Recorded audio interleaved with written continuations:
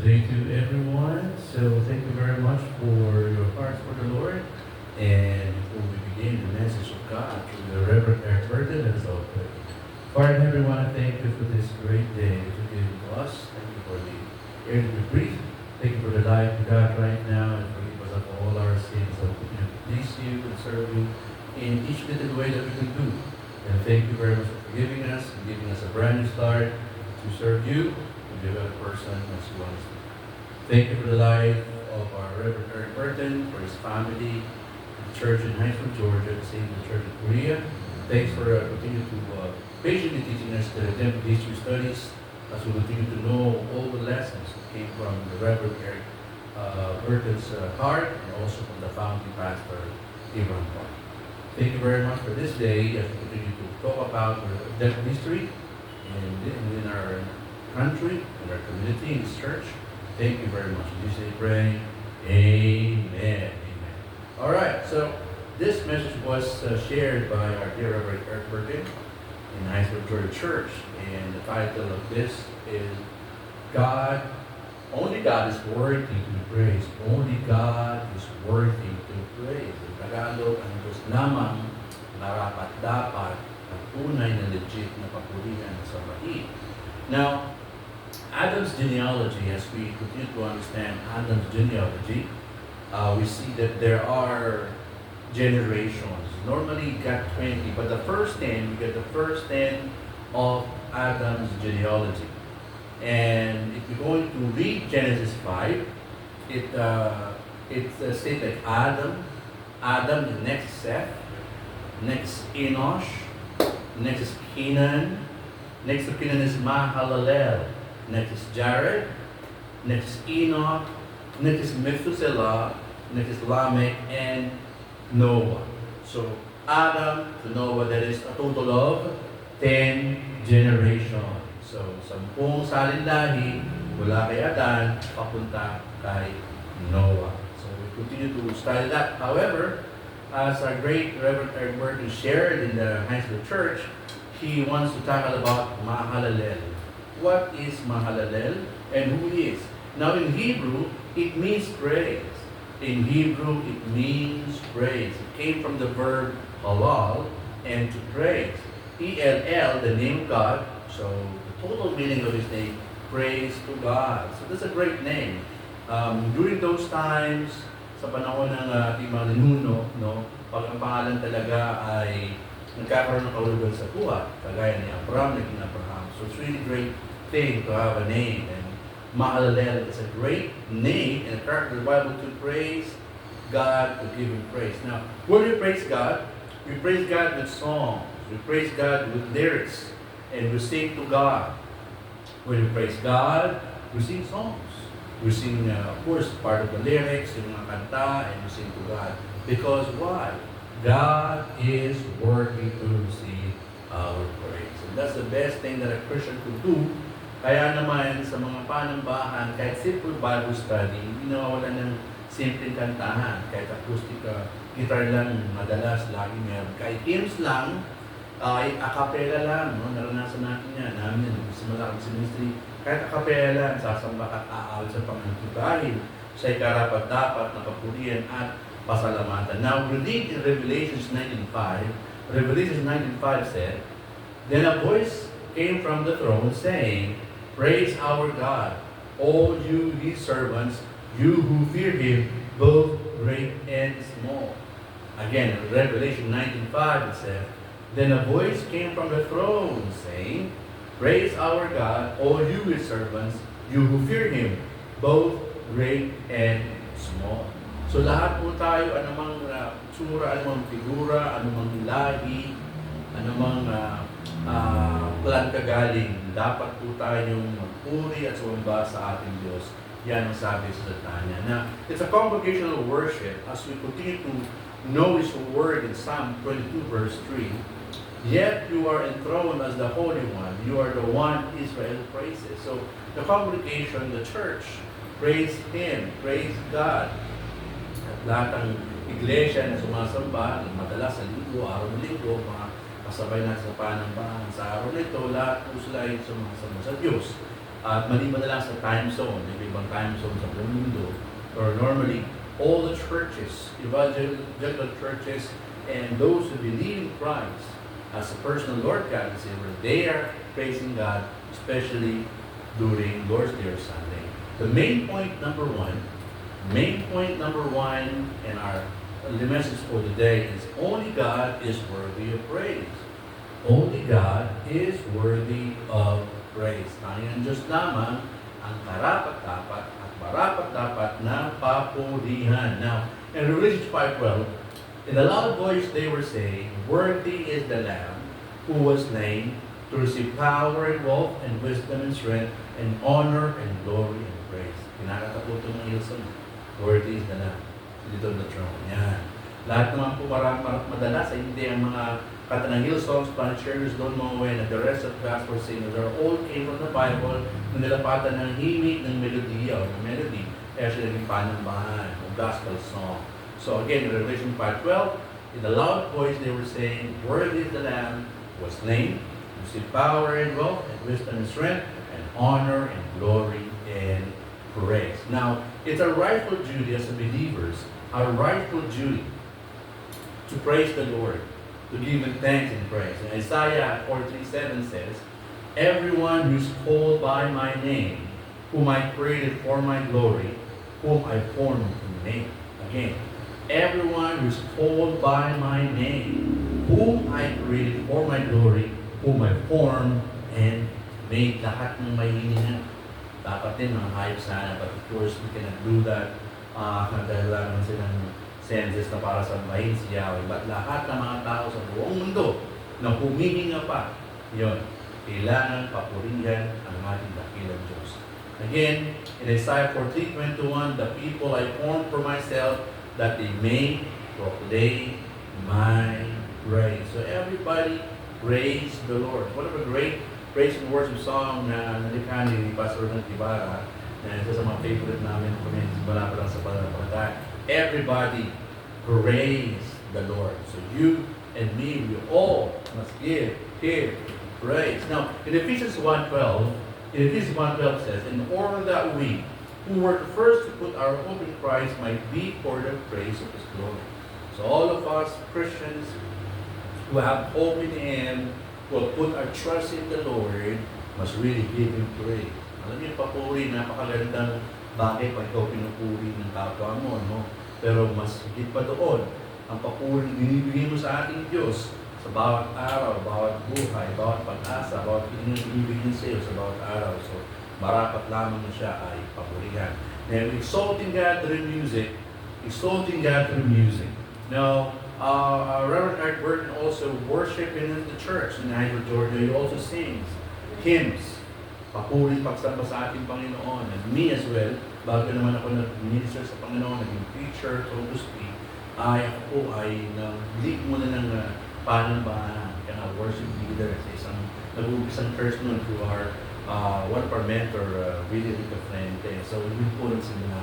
Dahil po ang talagang pagsamba, ang musika, ang awitin, ay isang halagang bahagi ng pagpuri pagsamba. Kaya nga po yung praise the Lord, yan ay hallelujah. Praise the Lord, hallelujah.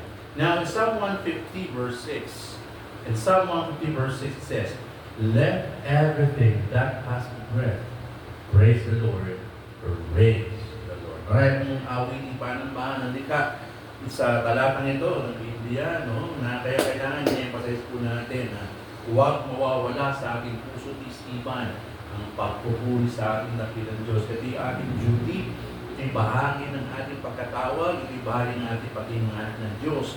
Kaya huwag po natin ito iwawagin sa ating puso at isipan. Now, in a Christian praise and worship, in Ephesians 5:19, ito yung mga klase daw.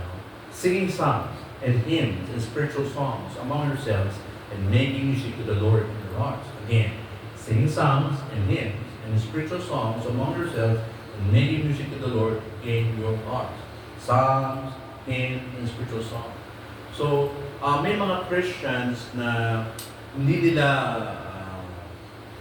practice or culture yung masyadong maingay na pag-awit o pagsamba, yung drum set, May instrumental na talagang mapagpapaingay. Kaya naman sila ay gumagamit lang ng mga hymns. Meron sila mga himnaryo, mga libro na kinakanta nila, kasali ng organ, ng piano, organista. So, yun ang kanilang paraan ng pagsamba. Well, malang masama doon kay maingay, kay tahimik na pagsamba, basta sinasamba mo ang Diyos, pinupuri mo siya, yun ang pinakamalaga. Now, in Psalms, Old Testament book of Psalms, Psalmois, sa Hebrew yan, hymns, compositions, their praise, hymnois, and spiritual songs, spirit-led, adodais, pneumaticais. Wow, grabe, parang generic yung gamot. Pero that's our Hebrew terms and word na yan. Now, we need to do it from the heart, an application from the heart. In Ephesians 5:19 says here,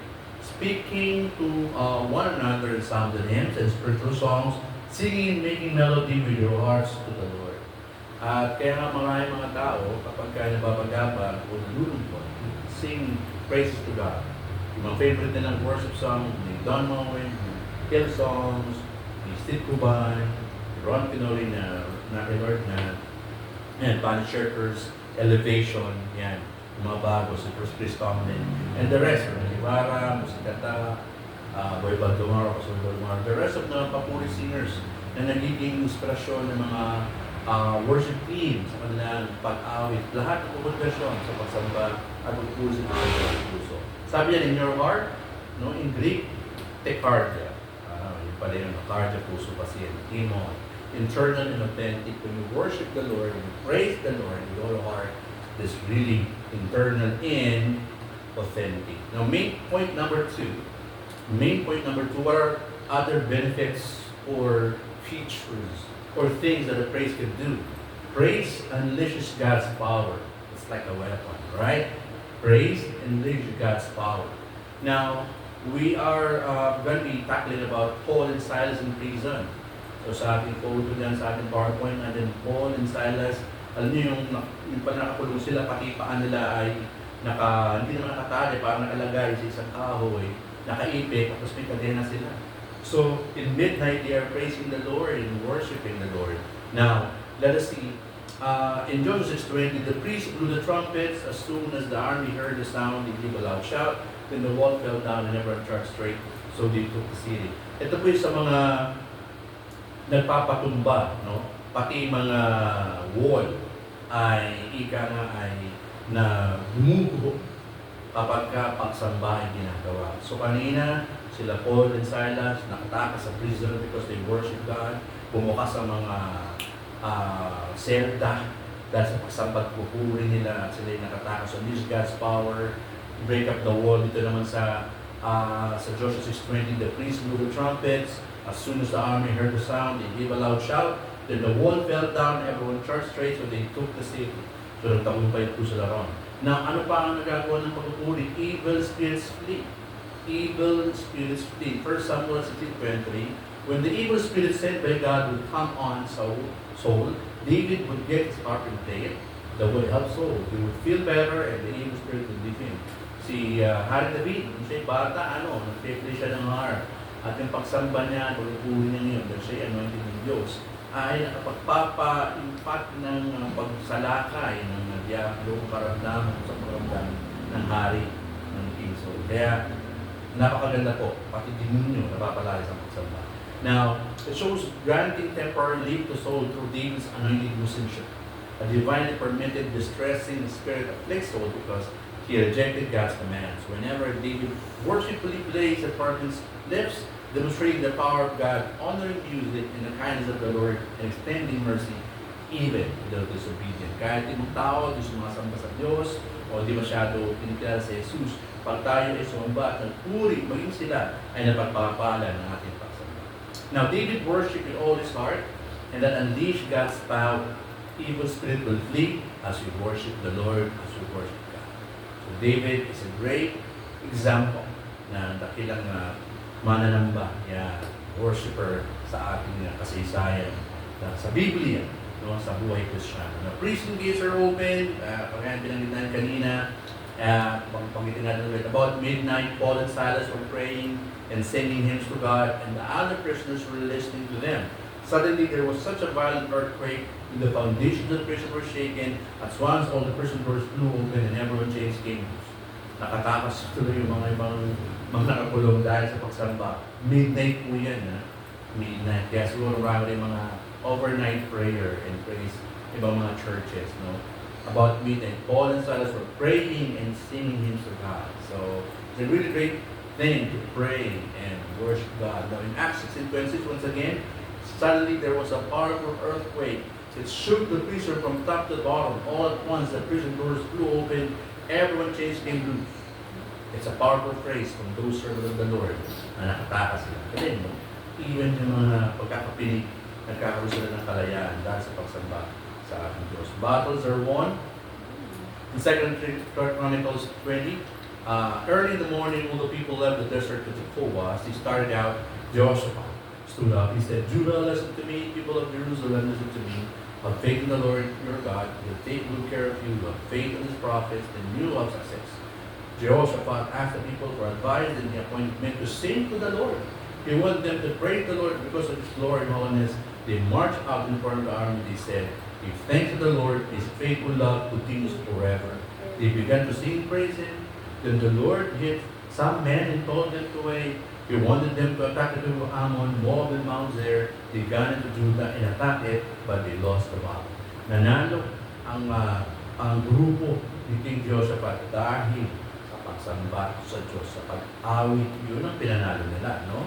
In 2 Chronicles ulit, 21, verse 21, Jehoshaphat asked the people for advice, and he appointed men to sing to the Lord. He wanted them to praise the Lord because of his glory and holiness. They marched out in front of the army. So, kaya po ang pagsamba, pagpuri, hindi ito sa mga churches ay napakalaga. Hindi po ito minor na ministry. Ang pag-awit sa pagsamba sa Diyos ay malaking bahagi ng ating pag-Christian. In 2 Chronicles 20, verse 22, as they began to sing and praise God, the Lord set an ambushes for the people of Ammon, Moab, and Edom, who had come to attack Judah, and they were defeated. Akalain mo yun? Kaya palang tumarang ng kalaban, kagaya nito ng pagsamba, pag-awit lang. So, pwede siguro natin gamitin yan bilang sandata sa pagtibaka sa buhay nito. Let's sing praise and worship. Application. Aroma that pleases God. To praise. Ma-aroma. Yan. Nakita nito dyan. So, aroma. Yan po yung mababangong samyo ng pagpupuri umaabot sa trono ng ating Diyos kapag tayo po'y sumasamba. Aroma that pleases God. Hindi lang to sprays ma-aroma. Mas maraming pang spray. Sobrang aroma. 2 Corinthians 2:14, but thanks be to God who always leads us in triumph in Christ and manifests to us the sweet aroma of the knowledge of Him in every place. Grabe, no? Sa mabangong, samyo sa kanya yun. Naamoy niyo. It's a fragrant worship as we do. Give thanks, praise, worship, sing to Him. Kaya po, kahit anong figura, kahit hindi napagandaan ng boss natin, we continue to praise Him in all of our hearts. Sing songs and worship God. Now, 2 Corinthians 2:15 said, our offering to God is this: we are the sweet smell of Christ among those who are being saved and among those who are being lost. So we are have some impact on those people who don't know Christ yet, who don't have personal relationship with Christ yet. As we continue to worship Jesus, worship God with all of our hearts, we can see that other people will be affected by that great passionate worship, on-fire worship we do in our everyday life. Now, God's word always got victory, whether people accept it or not. Whether people accept it or not, people believe you or not believing in you, God's word will be successful. God's word will be successful no matter what. And that is a great reality. In Psalm 22 verse 3, you seek as the Holy One, the praise of Israel are your throne. You seek as the Holy One, the praises of Israel are your throne. It's really a great thing to do this. Actually, ang topic nito ay marami kang pwede tayong pag-usapan, of course. But then, we're just not going to be talking all about type of praises and everything because time is not really long to do that. But in conclusion, praise is our confession of grace. Cain and 4 generations in Adam's genealogy, no, makita natin confess din sila. Sabi dyan, no? When Kenan was 70 years old, he had a son named Mahalalel. After Mahalalel was born, he lived 840 years, had other sons and daughters. So Kenan lived a total of 910 years and then he died. Grabe, no? Nagkaroon natin last time. Noah, 950 na lang, bumaba na yung edad, napagkatid kay Peleg. Pero ito, si Kenan ay namatay pa na 910. So, hindi pa siya inabot ng pagkaka-short lifespan ng mga tao. So, nung siya ay 70 years old, pinanganak natin si Mahalalel. Yan. Ito yung kwento. That's how we study the redemptive history when we connect the Old Testament characters to the New Testament people, and all the message will be turned into one brief story of Jesus Christ as our Savior. Jesus Christ will come back para sa wakas ng panahon to be the judge. And the first thing Andrew did was to find his brother in John 1:41 and say to him, "We have found the Messiah." So si Andrew even so happy na natagpuan si Christ at sinare niya sa kanyang kapatid si Pedro. So as we are Christians, also want to share to others the goodness of Christ, that He's the Savior. God has given us grace to be saved. Also we do this. Andrew did it to his brother, Simon Peter, and say, "We have found the Messiah." Tagpuan namin ligtas, tagpuan namin si Kristo. So it's really a great thing to worship Christ. Now in Acts 8:28, he argued very strongly with the Jews before all the people, clearly proving with the scriptures that Jesus is the Christ. No? Kita natin na marami mga mananampalataya noon nag-struggle kasi binabati ko sila sa pagpatunay si Jesus talaga ay nakilang mananubos, Savior ng mundo, tagapagligtas ng ating mga kaluluwa. Nag-struggle sa naman, but now we have all the freedom to speak about Jesus Christ as Savior of the world, because for God so loved the world, He gave His only begotten Son, that whosoever believes in Him will not perish but have everlasting life. Tandaan po natin yan, no? So, huwag natin kalilimutan, ang pagsamba, pagpupuri, ay tunay na bahagi ng ating pagiging Christian. As we end this message, it's a great reminder for every Christian around the world to give Him praise, and don't ever forget about this. God deserves all our praises. God deserves all our worship for Him, because He deserves more than that. Hinihingi niya lang ay bahagi ng puso natin sa pagsamba at pagpuli sa Kanya. Huwag na po natin pagkait yun, pagkat marapat lamang, karapat dapat siyang papurihan. I remember one praise a song ni Pastor Tumagdiwa, karapat dapat. Yan, papurihin. Karapat dapat sambahin. It's really karapat dapat na pag-alayan ng pagsamba at puso ng papupuri ng ating Diyos. Pagkasi mabuti, noon, bukas, at kailanman. Tayo na lang. At dakilang maraming salamat sa iyong salita na binahagi sa amin ng aming Pastor Eric Burton, at pinabahagi rin po namin sa mga kababayan, sa ibang mga tao kababayan namin, maybe also watching this on Facebook or other social media platforms, been blessed, and for them to be reminded that God is good, and we really need to praise the Lord in every day of our life, because it's part of our duty as Christians, part of our role as an evangelical Christians in this life. Maraming pong salamat, patuloy mo kaming tulungan, sumamba, magpuri sa amin dakilang Diyos, pagkat siya ay karapat-dapat. Tumamit dalangin sa pangalan ni Jesus. Amen. God bless everyone. Have a blessed Sunday. Thank you very much.